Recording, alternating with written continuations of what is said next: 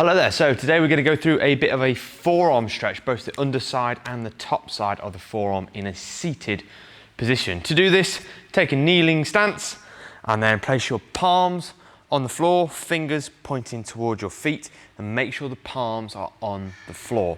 Once they're there, arms straight, slowly try and sit down onto heels until the palms begin to lift, then retract the exercise just a little bit and hold in that position for the time prescribed in your program.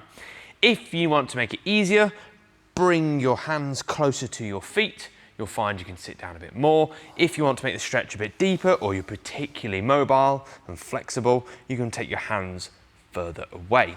Same goes for the top side of your forearm. Place the back of your hand on the floor and again, keep the back of the hand on the floor, slowly begin to sit down. Again, easier, closer towards you, harder, further apart. Try not to let your fingers stay on the floor, but your back of the hand lifting up. Make sure the back of the hand's on the floor.